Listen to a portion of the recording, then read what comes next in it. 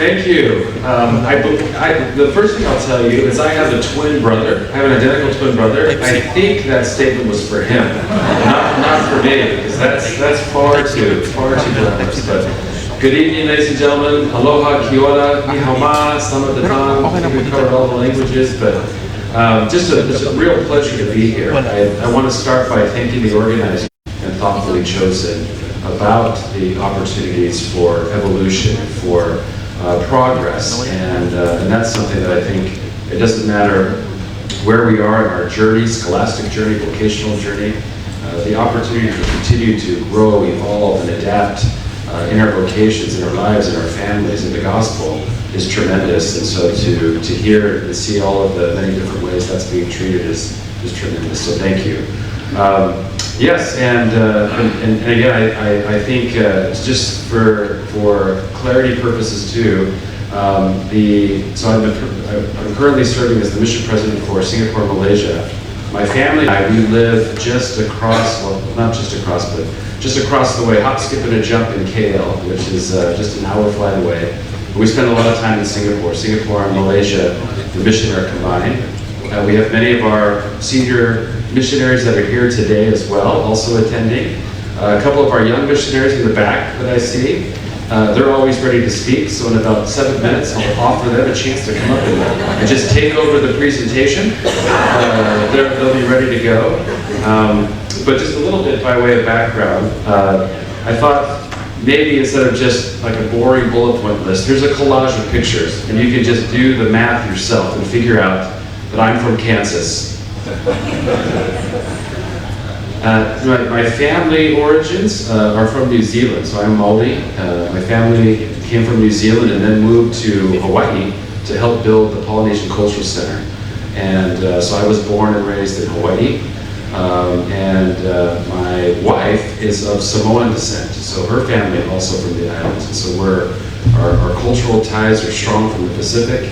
And the interesting thing is just, again, how life brings us so many opportunities is that our families are from the Pacific, we're from the Pacific, raised and went to school at BYU and served a mission in Paris, France, and ended up living in Malaysia. You see how that math works, right? It's a real beautiful pattern, but that is really one of, I think, the blessings and opportunities of life is that God will provide us with a plethora of experiences, and if we're able to adapt and evolve and make the most of those, who knows which parts of this beautiful planet we'll be sent to.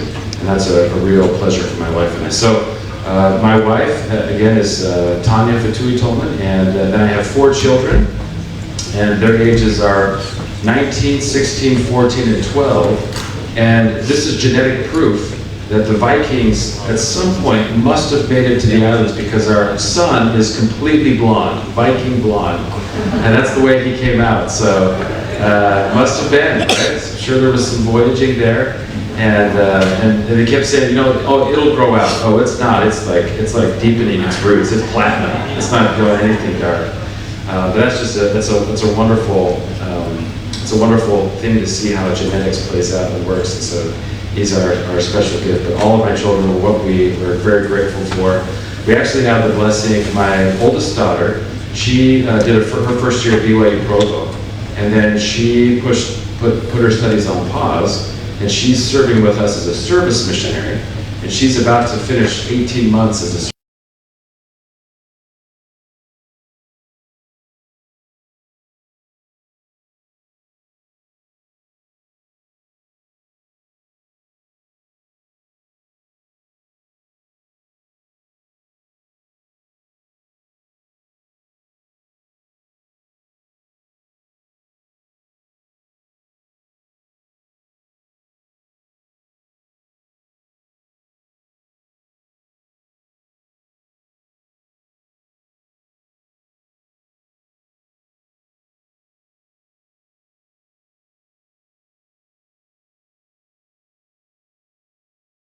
there is, again, our story starts in the islands. We went to school in BYU Provo.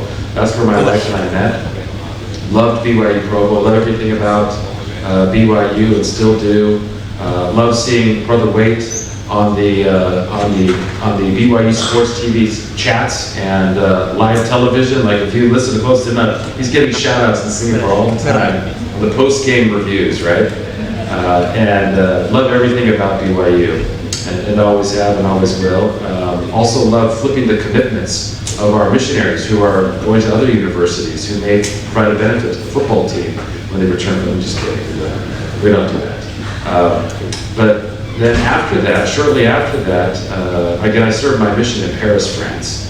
And that's where I spent the first part of my career, was working with European-based companies and spending a lot of time in France and in Western Europe. And then one of the job opportunities that came by said, well, we want you to help open and manage our European markets, but we're not ready for that just yet. We have a couple of Asian markets that are English-speaking. Why don't you do those first, then we'll be ready for Europe. And those two English-speaking markets were the Philippines and Hong Kong. So I said, sure. So I came down and spent about a year and a half opening our markets for this company in the Philippines and Hong Kong. And then that was finished. They said, we're not quite ready for Europe just yet. Why don't you hop over to Singapore and Malaysia, get those two markets open, and then we'll be ready for Europe.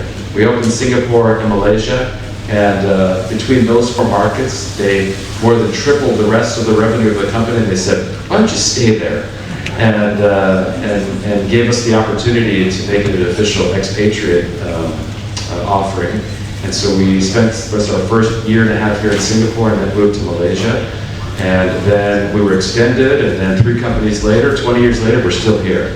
So that's kind of in a nutshell how it all went. But in between then, after about 10 years of working, I went back and got my first MBA from UCLA, and then second MBA from right here in Singapore. And I loved that opportunity because, again, it was just being able to gain the education from BYU is already very unique, right? Scholastically and religiously, there's no place like it. UCLA was a great opportunity for me to kind of couple that with more of the Western views and philosophies. Most of my focus was in economics and MBA, so it was business. And then I love the opportunity to pair that with Eastern education. And as you know, University of Singapore is just such a magnificent institution. And so I love the opportunity of kind of completing that education and continuing while I was working here. And again, of all the arithmetic that would say, where we're from, where we studied, we'd end up staying and living and working in Malaysia and throughout all of Asia. And then be called it as mission presidents right in the middle of my career. That probably wasn't something that was in something that we could have predicted, right? But we love that. We love the opportunity to serve. We love the people here. We fell in love with the region. Most of my responsibilities work-wise have been focused on opening and developing the markets in Asia. And then most recently, I've worked a little bit in Latin America as well, but it's been predominantly Asia. So we love the Asian markets, the Asian people, and it's given us the opportunity to not only spend a lot of time in the neighboring countries, but to watch as the church and the gospel has grown. That has been remarkable. If you can imagine what's transpired here in the last 20 years, I mean, just, again, Philippines, first of all, Philippines is another stratosphere, another galaxy, right? You take all the growth of the rest of the region, times it by 2, and then that's the Philippines times by another 2, right? So the Philippines is just remarkable. But to watch as these, as not only from a gospel perspective and a church perspective, but economic perspective, is Vietnam and Cambodia and Thailand have just surged in the past 10 years plus, both economically as well as in the gospel. Has just been beautiful to watch and behold. And again, it inspires all the regions and the places around it. So we have loved this opportunity to spend our time and to serve and to be a part of this great community in all of these great countries. And so what I wanted to just share with you tonight is just a few things that I've learned in all of these interwoven travels that have somehow landed us here at this part of this beautiful part of God's vineyard in Asia, and that have been helpful for me. Just great tutelage from mentors and from examples that I've had in my life that have helped me to adapt and evolve as we've had the opportunity, especially with COVID. Right, COVID was a divine reset. It's like resetting your phone. It turned everything off and turned everything back on. And that was a good thing in most ways, being able to go back to basics and grassroots. But I think that's something that in Asia, in particularly, has been phenomenal to watch as the evolution there is taking place. Before I begin to share that, I want to also share that that while we've been here in Malaysia, in this region for so long, something else that became an opportunity is my wife and I, along with friends from New Zealand, we all love fitness. We're into fitness, as you can see. Our family is committed to the celestial sport of rugby. We all play it, right? We're prepared when I'm sure there's going to be a celestial scrum before we become better. Internet pala sila. Change for the better. Nagbalik na po. More. What about the kanji characters? Is that what that means? Nakadirect siya. Yes. Nakaplano. Anything else from our Japanese friends that you would say? Wala pong router. Sabi nila magdadala ko. Bukas mo pa. Or what does it?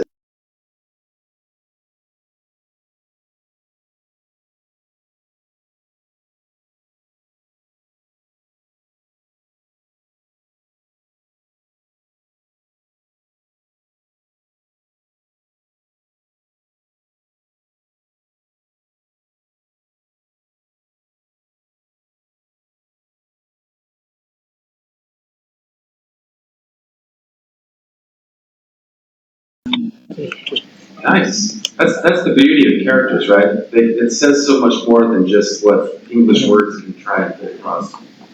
Thank you. And the history of Kaizen, or I think how you've seen that unfold here in this region, is after World War II. If you think about Japan, I mean, they are the hallmark of Kaizen. This continuous improvement. What it's been adopted in most business circles as is small, steady, incremental changes made over time, and that come from all ranks of the organization. It's not just the bosses coming in, it's all ranks. And as she said, that brings happiness and connectedness because everyone's involved. Instead of dramatic or drastic changes, Kaizen is small, simple changes made over time, but that lead to dramatic results. And if you think about anything in Japan, the attention to detail, the level of quality is a icon for the rest of the world, right? Anything in Japan, and I love that. That's something that you can see in all aspects of Japanese culture, but also the production, what comes from the country, not just in terms of goods and services, but the people, the gospel. I love that. And so that's something that I felt has always been a hallmark of lessons for myself and for my family, is this opportunity for Kaizen. There's a couple of alliterations that we see and use that are quite recent with Kaizen. So I'm sure many of you have probably also read this book, right? Atomic Habits. And you think about how that relates. What I'd like to do is, for those who haven't seen, there's a couple of small video clips. There's one that's about 3 minutes that's done by the author, James Clear, and talks about the application of this. Because Atomic Habits, in many ways, is a function or a derivative of Kaizen, right? But I want to show you this video clip, and then we'll come back and talk about it, where James Clear is talking about this example with the British cycling team. And I'm sure many of you have seen this before too, right? We had Elder Michael Dunn, who gave a talk about this 2 years ago, 1% better, right? And he mentioned this. But it's really interesting to see what became of this cycling team. So to kind of to give some pre-context here, the British cycling team, for the better part of the last century, was abysmal in cycling. Like 1-0. Gained no notoriety whatsoever and made no progress over the last century. Then flash forward to the last decade, and they've dominated. They've won most, 70% or more of the medals of the last 3 Olympics. They've won 6 out of 10 Tour de France, and literally dominated the world in cycling. So they went from dead last, not just over a short period of time, over a century, of dead last, and now dominating. And so where does that type of dramatic change or evolution come from? And this is one of the great examples that James Clear and Sir David Brailsford worked on.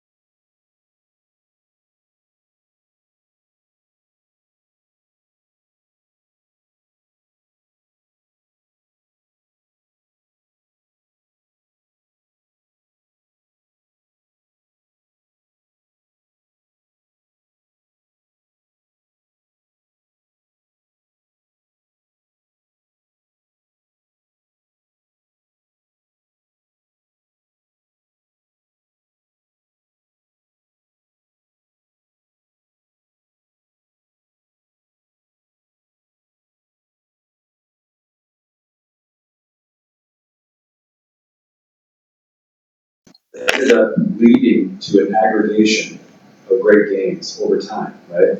And I think that's such a great application, not just for our careers and or our studies, even spiritually, because there can be these moments of great quantum leaps, right? But they're not sustainable. But small and simple means, if you think about that, does that kind of remind you of a scripture?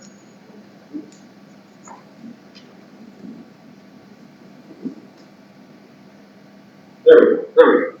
Right? It's interesting how the spiritual element involved here is also in similitude with this application, a real world application. It's that even God wants us and encourages us and says, the way is small and simple things done consistently over time. And I think if we understood that and we teach the rising generation, we remind ourselves, more importantly, of this beautiful principle, you can see, and that's what I love about being able to serve and work here in Asia, is you see the application, the melding of vocational and educational and spiritual truths. They're universal, right? Because we just shared those. They transcend it because they're universal truths. That if we could all look to approach our own goals in small and simple measures, but then done consistently and over time, because that's the part that usually gets forgotten or less emphasis, right? It's small and simple means, but done consistently over time, lead to substantial growth and substantial gains. And you think about the world that we live in, and how much it's changed, especially since COVID. But the reality is we don't need to make dramatic changes to whatever the new normal is after COVID, but that same small, simple consistency, that 1% better. And when you think about that, when you're talking to people and you're encouraging them and they're looking and they've got magnificent goals set before them, and oftentimes they're overwhelmed by the too long of a list of things to do. And it's the start that stops most people, right? We're overwhelmed to like, well, I'm going to change this and do this and do this, instead of just the small, simple steps. In Malaysia, they say this citation all the time, I'm sure you've heard it before, but how do you eat an elephant? One bite at a time. One bite at a time, right? So you've eaten an elephant. It's delicious, right? Right? But it's just, again, it's the task of trying to eat and consume an elephant is overwhelming, but just one simple step consistently over time. I love, similarly, what Elder Bednar said recently about this, and it helps us to see it, how the application to our spiritual goals, it's the same thing. Right? It's just small. I love the additional clarity it gives with the word steady, small, steady, incremental spiritual improvements. Those are the steps that God would have us take. So applicable both spiritual aspects as well as applicable in life and in business. Something else that I'm sure, or that many of you have read that again kind of ties into this Kaizen 1% better, is a book called The Compound Effect. Have you read that? It's another great business fundamental. But what I love about this is, it also is a derivative of this, the sense of Kaizen. But it talks about it's how these small, simple things, they compound one way or the other. So the interesting element here is that we're creatures of habit, whether we know it or not. Because if we don't have any habits, guess what that is? That's a habit. Your habit is I don't have any habits. Right?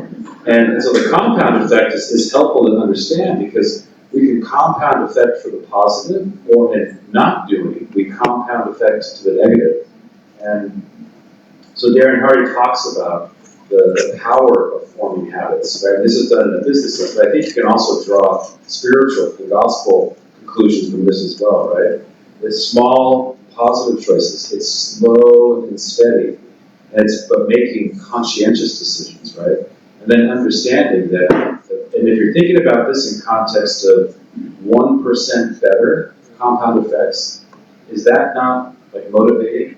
If you're trying to eat too much of the elephant all at once, that is overwhelming. And again, that's where the start will stop most people. But just looking at it in bite-sized portions, and then how to compound effect each day. You're stacking, you're getting better, you're growing, you're stronger, but you keep it slow and steady. Japan as a nation, is an icon to the rest of the world. What happens when a country believes in and philosophizes Kaizen as a way of living, not just in business, but in their families and in their homes as well. I'm sure you've seen this quote before, but I love how Aristotle very simply, eons and eons ago, we are what we repeatedly do. So excellence then isn't just this penultimate achievement. It's not something that arises because of a landmark shift or change. It's a habit. It's things that we do over and over, consistently, steadily, over time.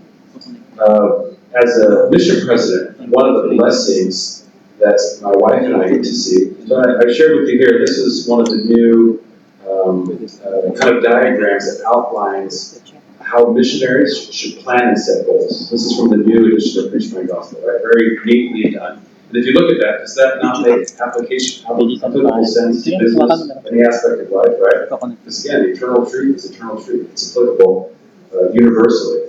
But I love, what we love seeing is if you think about miracles, and the miracles that we witness every day, small, medium, and large, part of that is just opening our eyes, right? If we open our eyes, we can see and witness miracles. I mean, Singapore is a miracle of technology and advancement. Like this country is a miracle. Seeing how the advancements of modern technology are miracles. But spiritual miracles, all of the above, they're a function of us looking and beholding and seeing. As mission presidents, we get this constant replay miracle where we get to see hundreds of youth, young people, who come into the mission and their lives change dramatically the moment they step into this field, right? Because their lives prior to, they were nothing like they'll do and be as they're serving the mission. Their clothing changes, their hair changes, the sweat and humidity changes, the chasing by dogs and bicycles and wardrobe and living with a stranger. Can you imagine? It's just a pulverizing sensation to the senses. But the miracle is watching these young people adjust, watching these young people who just focus on small and simple things every day. And then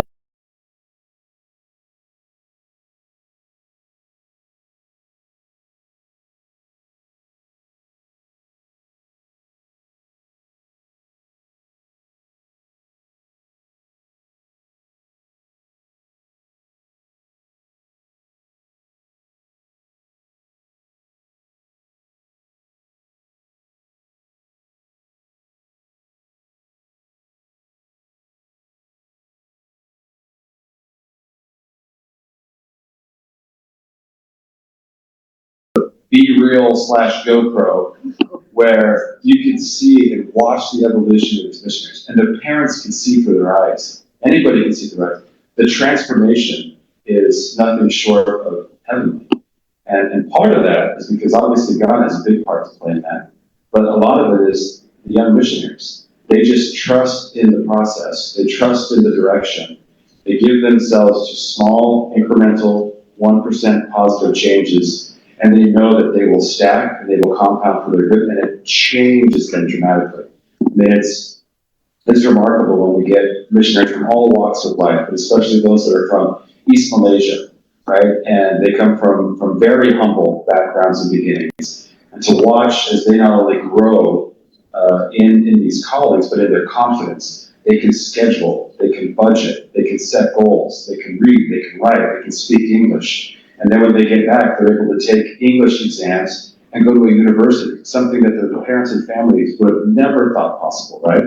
And again, God's a big, if not the most major part in that. But the reality is it's what they're doing. It's this process. And so, and I love watching missionaries as they learn how to organize themselves. They learn how to prepare every needful thing, decide what is a priority and those which are not. Right? And all of that evolution we get to watch in real time.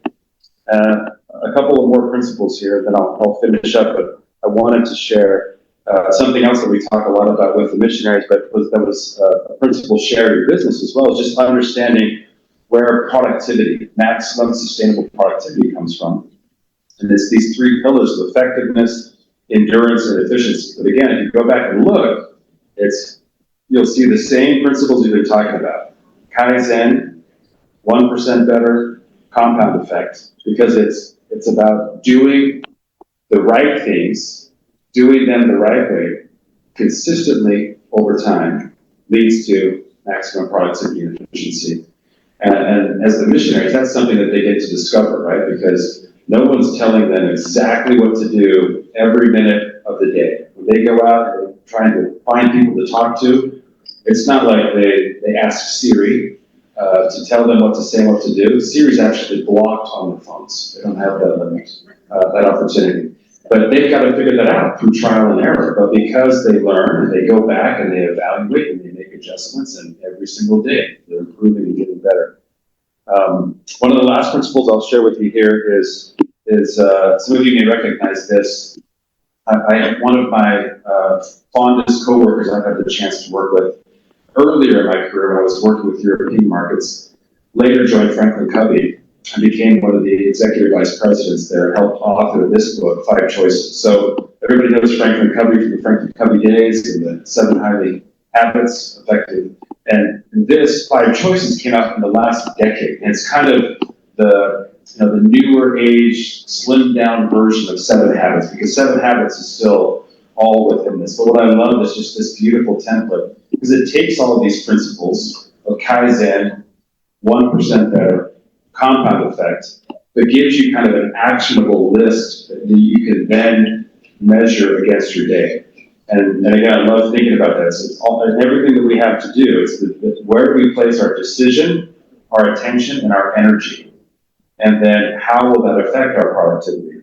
And so it starts first, if you can see, it's act on the important, don't react to the urgent. And that might seem like a little bit of an oxymoron, right? It's like, well, if it's an urgent, if the ambulance is needed, don't I call the ambulance? Well, sure, right? But you can think about so many things during the day that are like micro urgencies, and then what we end up being is ambulance chasers, because all we're doing is putting out fires, right? As opposed to what has been organized and determined as the most important. And then number 2 on that chain is go for the extraordinary and don't settle for the ordinary. And that's more a process of goal setting. It's having high goals. Now, they don't need to be exceptionally abnormally high, so much so that they're out of reach, but to always keep our eyes on the ultimate prize and keeping that vision set high. The third is schedule the big rocks. You've all seen that before, right? The analogy of putting the rocks and putting them in the sand in a different order into a bucket and what happens. And that's such a great alliteration of the realities of life, isn't it? Is that oftentimes it's the sand and the pebbles, because they're far more numerous, that's what fills our buckets first. Then we don't have room for the big rocks in the water, right? But it's making sure when we're scheduling, so when we're calendaring, actually calendaring activity, we're putting the big rocks in first, knowing that most likely sand and pebbles will come along the way. But if we don't schedule the big rocks, then it's sand, pebbles, everything else, and we don't have place for the big things. Rule your technology. Is this not something that maybe 10 years ago wouldn't necessarily have even been a topic? Right? That's something else that's amazing to see, especially with the younger generation. We typically, with just our own children, try to manage screen time. That in and of itself is difficult enough, because they're always 3 steps ahead of our screen time and have hacked our screen time. So it shows that they've had no screen time, but they've had 12 hours of screen time, right?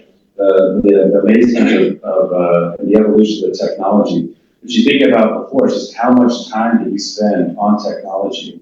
And then what are we doing with technology? Another thing we love for the missionaries is that the system that's in place for the missionaries, it governs and puts limitations on what their phone usage is. So for a lot of them, when they come, it's really hard, because they were surfing and scrolling all day long, right? And you can and can't do that on the mission. Part of that, because one of the rules is 4 eyes on the screen. So its companions always have to be looking at the screen. And then we also encourage them to announce their purpose, so that before they pick up their phone, they'll say, I'm going to text the bishop.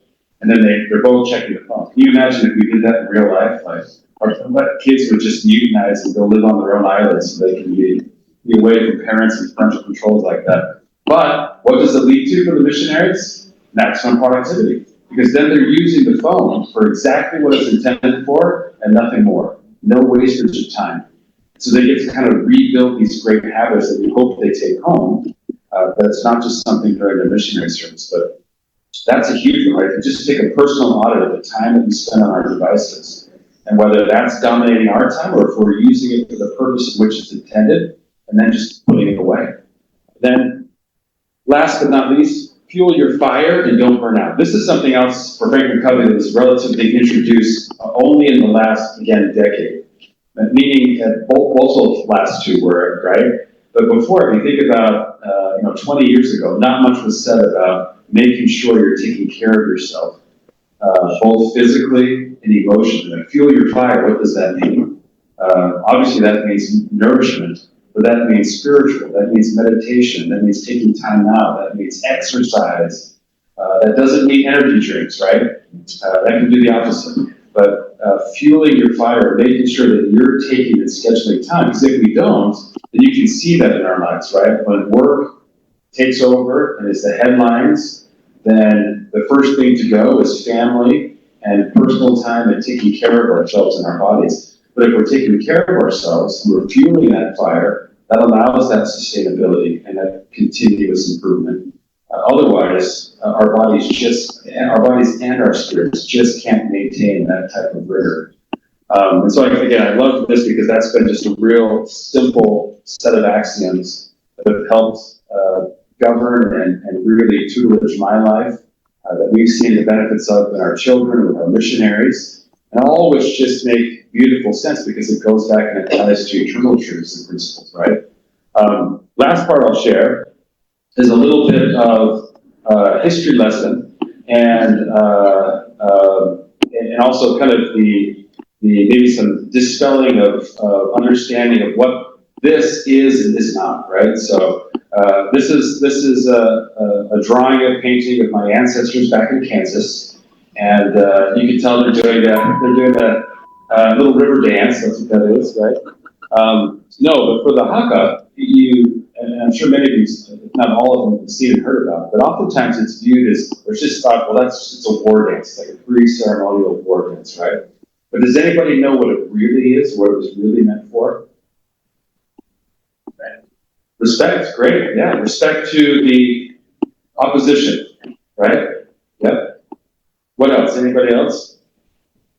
It's actually a lot of things, but it's not a pre-battle tribal ceremonial event. It looks like that, and that's kind of obvious from what it's transitioned and evolved into today.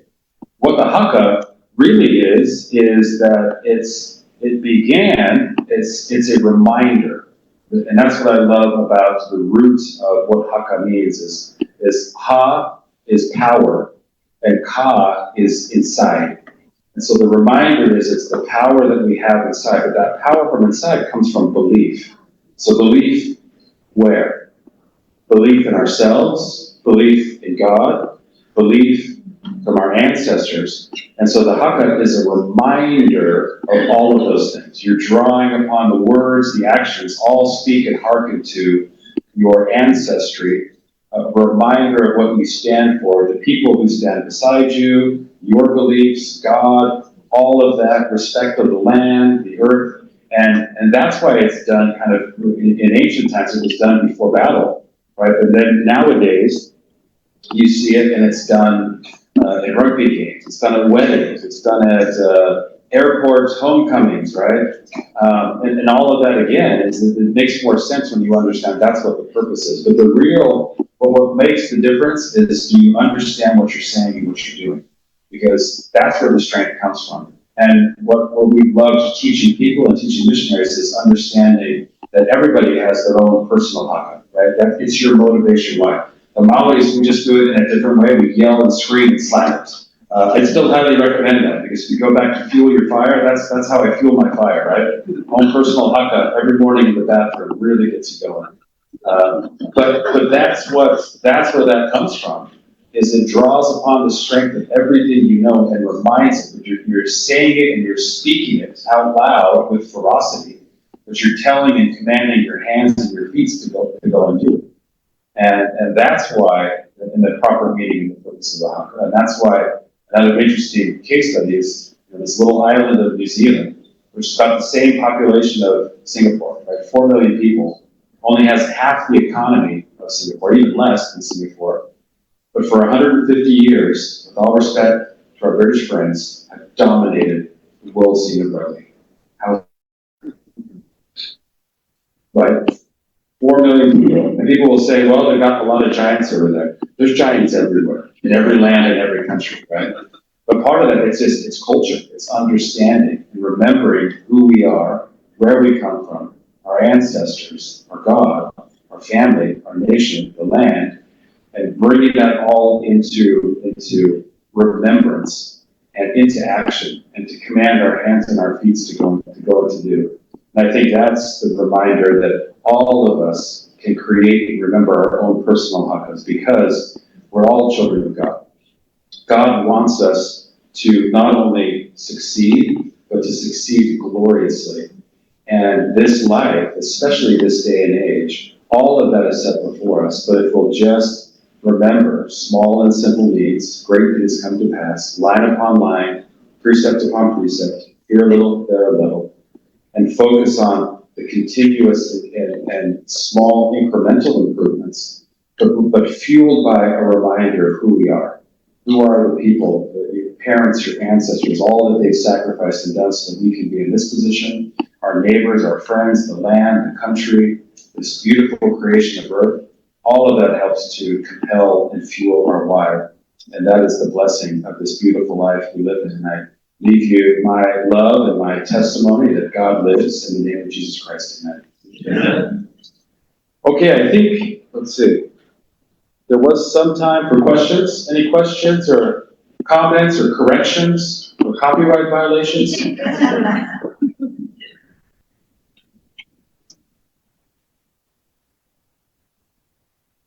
Yes. Some of your toolbox habits.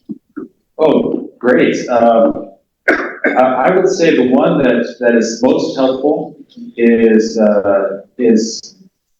two parts. It's calendaring, it's scheduling activities, right? So going back to scheduling the big rocks. So every day, and this is something that the missionaries, we teach them as well, is every day you lay out your calendar, right? So you're scheduling all that activity. At the end of the day, you need to have at least 30 minutes in the morning to prepare and lay out your day, and then 30 minutes at the end of the day to evaluate. I think it's the end of the day evaluation that probably gets skipped the most, right? Just like the day is long. But 30 minutes before to plan, schedule, 30 minutes to evaluate.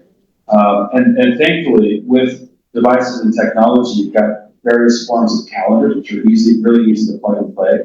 But the real game changer for me was having really productive to-do lists, right? Because to-do lists, the interesting thing with that is, because then after we write down our goals, we write down our tasks, we write down what's important, what's urgent, etc. But then where are those to-do lists? Are they on a Post-it note? Are they on a piece of paper? Are they on the phone, but they're not on the laptop?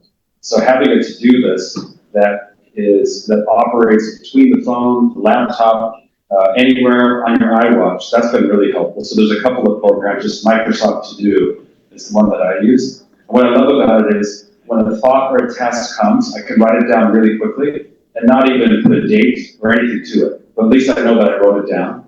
And then morning, midday, or evening, go back and try and put that into the calendar, right? Try and schedule that. But at least I know there's a reservoir that I put the to-do list that I'm not going to forget where is the to-do list. And then what that application does is at the end of the day, whatever you wrote down, it disappears. So, because if not, if you think about it, that to-do list, part of the challenge is if it keeps growing and it's like 50, nothing's getting off that list. So Microsoft To Do, it actually just wipes it clean. So when you get up the next day, but it has a suggestion button that has all of your recently written to-dos. And then you pull it back in.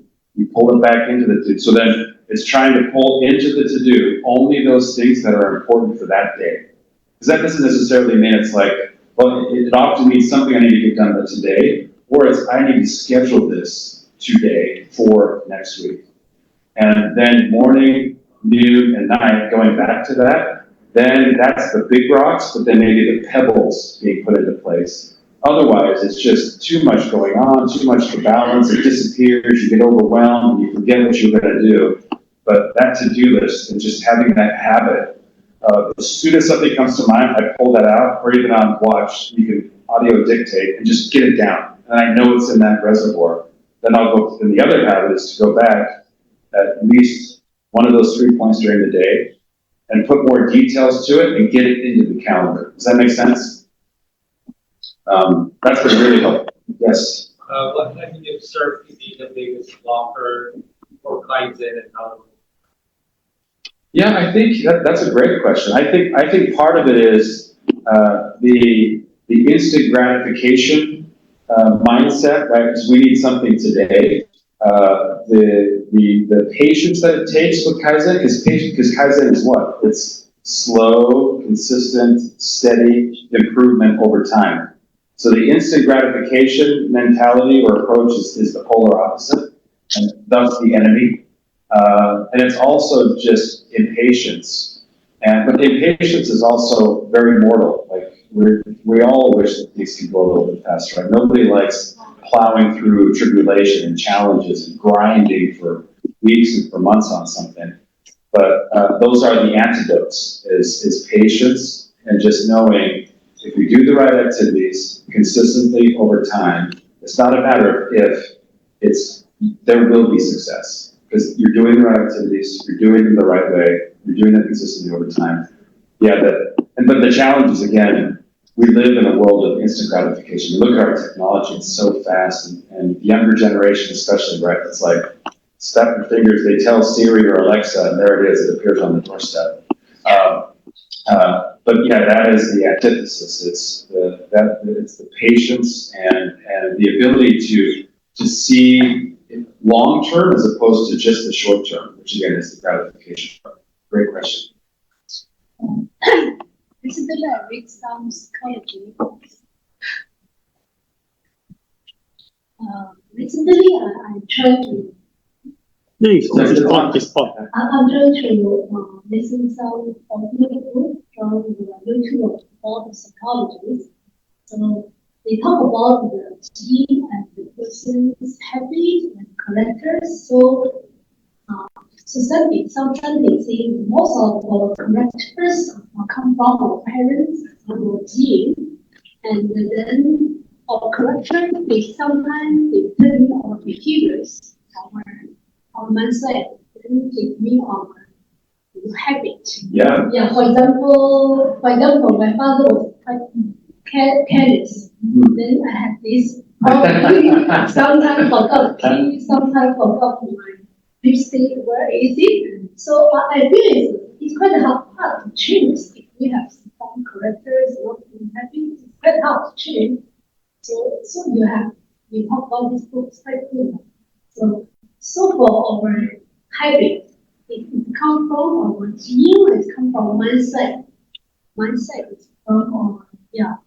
So, Yeah, that's a great point. Like, there's a lot. I mean, I think we would say a lot of our best traits come from genetics and our parents, etc. But yeah, boy, there are a lot that's kind of already inherited there. And you wonder if that's genetic. It's also learned behavior because we spent that time.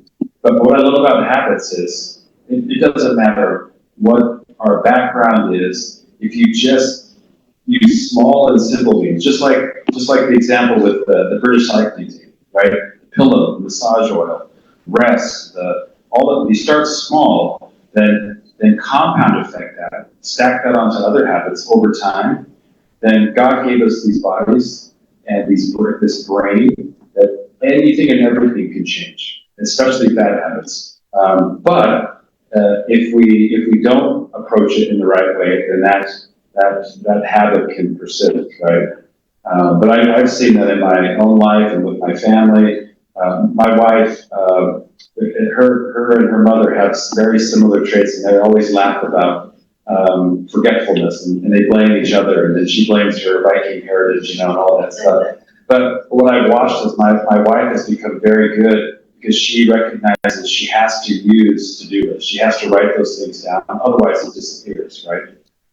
That's just the beauty of it. Again, it's building habits, but then I think the divine intelligence is understanding small. Because if it's too big, we won't do it. And/or we'll get discouraged really quickly. But if you're thinking, does 1% improvement sound discouraging? It almost sounds too small, right? But that's what it is. It's small and simple. 1%. And you do that consistently, you compound effect that over time, these incredible bodies and minds, we can change anything. So back to the point is, you want to change from your inside, not someone, for example, you want to stop playful, is not someone convincing playful, just examples. Yeah. It's my side. Yeah, it starts inside for sure. Yeah. The great thing is you think about it's anything. It's spiritual, it's education, it's vocation. You know, one of the easier analogies to see is you think about fitness. I'll share one quick story. We had one of our clients, one of my wife's really good friends that joined the gym. She joined shortly after having her fourth child, so that meant she wasn't in the greatest shape, right? And when she first came, because the classes that we offer, you can choose either a cycling class, so it's cycling plus functional.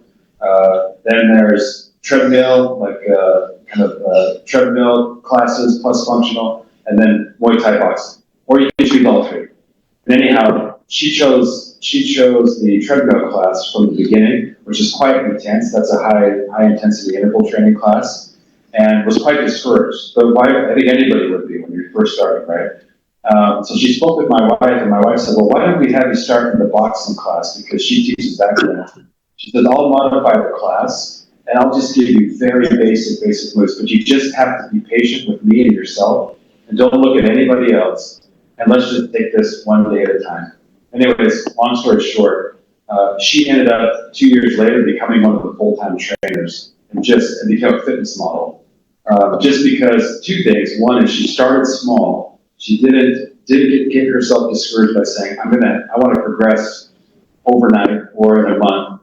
And then she had a support team that just helped her to recognize the value of the small and simple, but validation. You know, I think that's a big one is anything with habits. If you've got a cheerleader, somebody who's validating you and recognizing these good habits in formation, oh, you'll keep it. If not, that also becomes quite difficult when nobody else really notices the difference, right? So I think partnering up or just recognizing that and having validation from peers is outstanding. Yeah, I can share a little bit of experiences myself. Actually, I live in Jurong East, those who live in Singapore, Jurong East, and my office is in Bugis. So about 10 plus years ago, I started my cycling journey between Jurong East and Bugis. That's about 50, 60 kilometers. I thought it was, in the beginning, I thought that would take me 1 hour plus. I tried myself with an electric bike for 6 months. It works. But the problem is that is when battery dies, you have to carry a 30 kilograms bicycle. And I encourage myself, okay, maybe I should buy a real bicycle, right? Instead of riding that electric bike. So my first ride was almost 1 hour. Over time, I improved to 40 minutes. Now 30, 35 minutes, and within 30 minutes, gradually. So 3 years later, I achieved within 30 minutes, I'm able to cycle the 30 minutes to the end of the day now, I could cycle 160 kilometers this year, the day after National Day. Wow, that's fantastic. And it's hot. Yes, the thing about I need to remind you when I did that, I was 40 over degrees during the day. Yeah.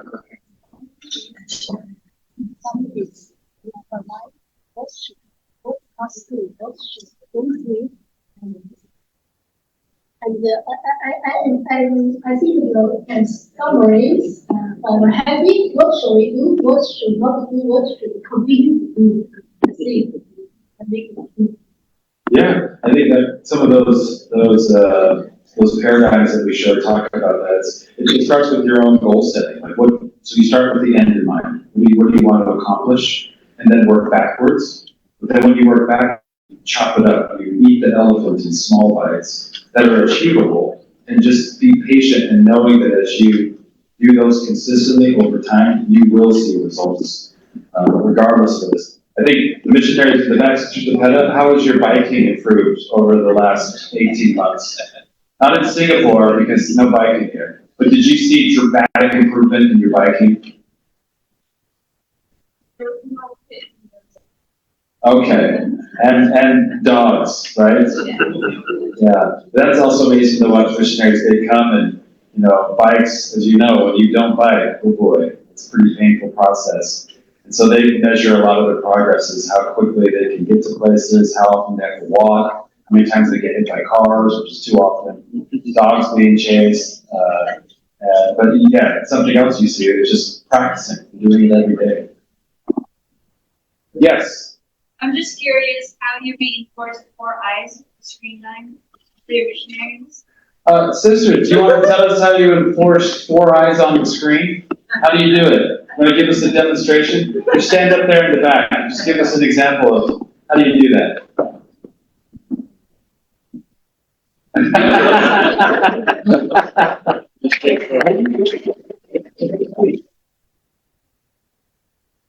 So one of the things they do is they'll take, what you do is you take the phone, so you either use one phone or you use 2 phones. So there's some missions, now it's only 1 phone per companionship. You have 2.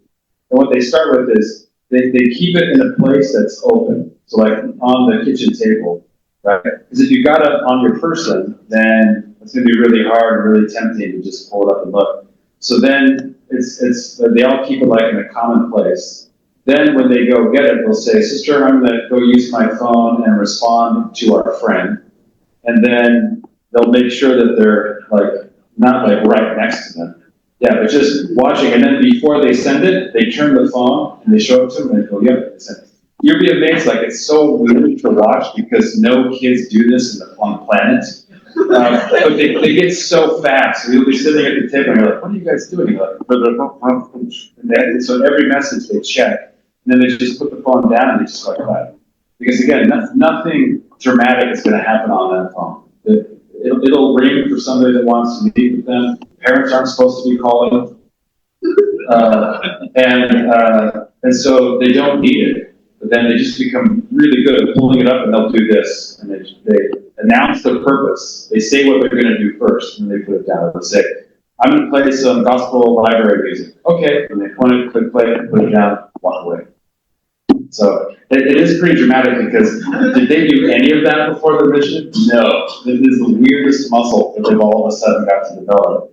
But it's really good for them. And what I'm grateful for is that I have different settings I can put on the phones, general settings. And so many of them, after trying to, manage their phone, they will ask me to put a setting on that blocks everything but the phone.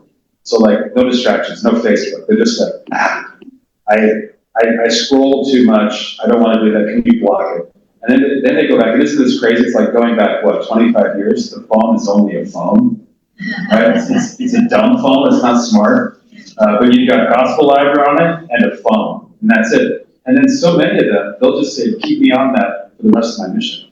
But we're actually encouraged, though, we need to bring them back into the real world. So I won't let them stay for too long and say, "All right, you've got 2 months left. Let's reintroduce you to Facebook management," just so that they can practice not scrolling. But yeah, these young people are amazing. Again, the transformation to watch what they come from, all of a sudden that changes radically, really painful. But then to watch them proactively go, "You know what? I don't need that. I don't want that." And then the habits that they build because of that, it just goes to show we're all capable of that. In that setting, they're kind of forced to do it, well, in a way. But again, it's the miracle of miracles we've been able to watch is these young people just transform into the most amazing people because of multiple habits and compound effects done consistently over 18 months or 2 years. And then they're unrecognizable when they go home. That's why I need somebody here, GoPro, be real, some sort of combo device, and that'll be great. We can all watch their mission replays afterwards. Great, thank you. Is that everything? Okay, thank you, everyone.